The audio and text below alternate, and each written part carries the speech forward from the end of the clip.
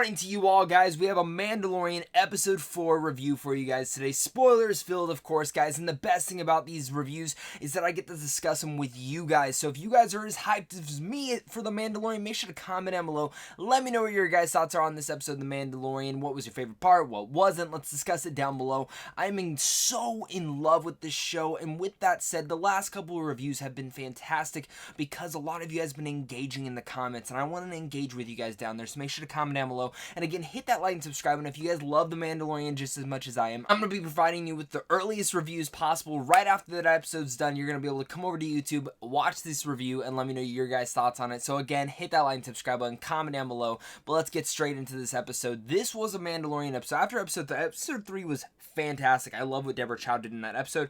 This one was directed by Bryce Dallas Howard. I've definitely been looking forward to her episode in particular, and everything that they were going to do with this one. Now, finally, we got Gina Carano as well in this one, another character that I was waiting to see how they were going to fit her into this episode, and in general into the universe of Star Wars. So, off the top, I really liked this subtle episode and exactly what they were doing with it. Now, while it isn't like, again, kind of goes back to kind of how episode 2 was, where episode 2, in a sense, people could call a filler episode. I didn't think so by any means. Episode 4 kind of opens up the avenue in a sense of showing like, oh, the Mandalorian is just doing a little side gig here. But it adds in because it adds us in a new character of Gina Carano. And it also adds actually a more emotional weight to the Mandalorian. And this is where I think getting Pedro Pascal to play this character, you can do so many different things with just your voice. And I think Pedro Pascal's voice and the way that he moves around in the armor is some of the most fascinating things about this character. And some of the things, because you do truly feel for his character with some of the decisions that he's trying to make and the struggles that he is going through by the end of this episode. But we're going to get to that. So obviously the main thing to jump off right off the top is Gina Carano's character. Now, while I have been critical of her in certain other flicks that she has been in, I must give her a major shout out. I haven't seen her in a movie in quite a while, but what a fantastic job she did in this episode as Dune. I really came to be engrossed into her character, and I'm excited to see more of her in the next few episodes of The Mandalorian.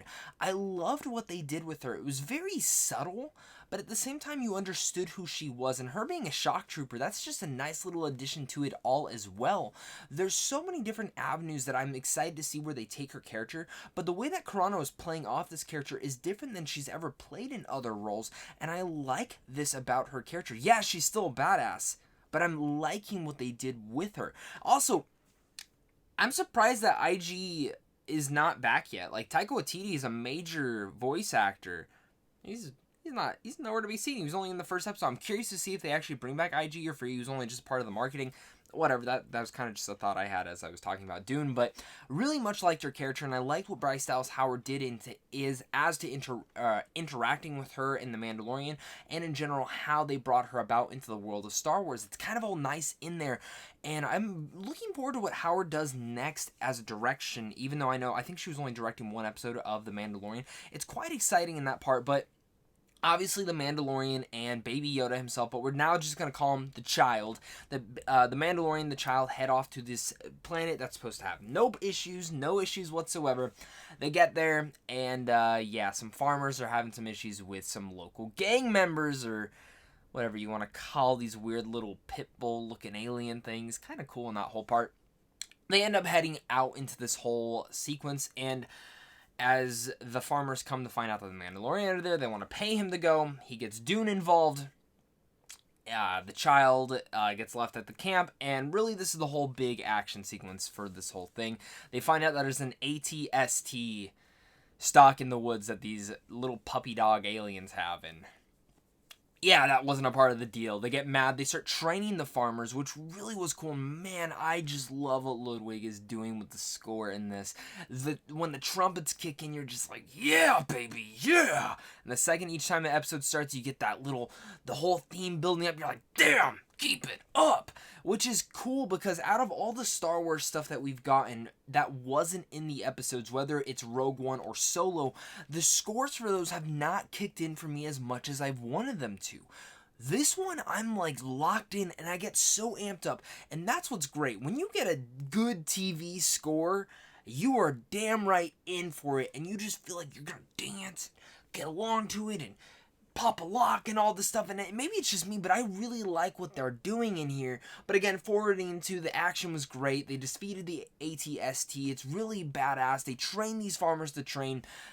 But you, at the same time, there's a lot of talk about the Mandalorian taking off his helmet. I feel like by the end of this season, we are going to see Pedro Pascal take off the mask. I think it is definite that we are going to see that. I would be shocked if we actually didn't.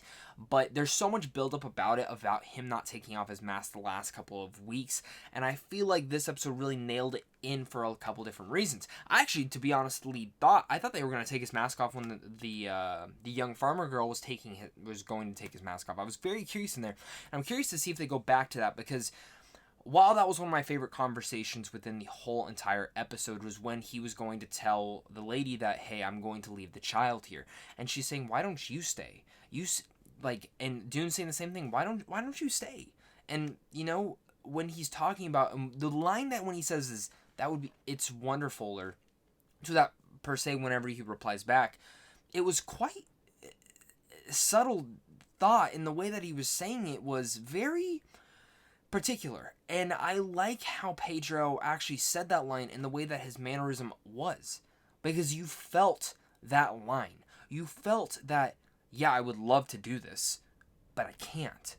And especially when the other bounty hunter comes to shoot almost Baby Yoda, which, oh my god, my heart stopped when you heard the trigger go, and I'm like, oh god, thank god Gina Carano was right there. Like, my heart started throbbing.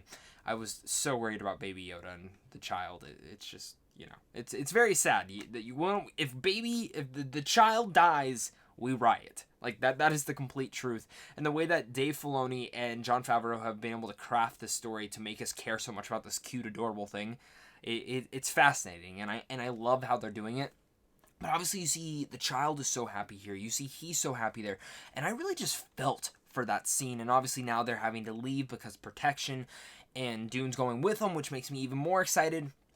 There's so many cool things in there, and we're kind of building up this team for the Mandalorian, which goes into me saying that even though he is a Mandalorian, I have a feeling that he's going to have this team. And they're going to, by the end of the season, he's going to take his mask off. Like, he's going to take his mask off. I feel like it's so hard. I mean, they're doing a really good job so far of captivating, but it just takes, we're going to have to see his face. Like, we're going to see his face, and I'm looking forward to it. Maybe I'm completely wrong, but I want to hear what your guys' thoughts are. I really much enjoyed this Mandalorian episode. I love what Howard did with Inside here. Yes, it's a little bit more smaller down than scale than the last episode that we got, but while it is then in that part, it gives us a lot of range within the Mandalorian himself and what he has been going through. We learn a little bit more about him from just being in this farm situation. And I really love every interaction, of course, with the child and him, and of course this woman.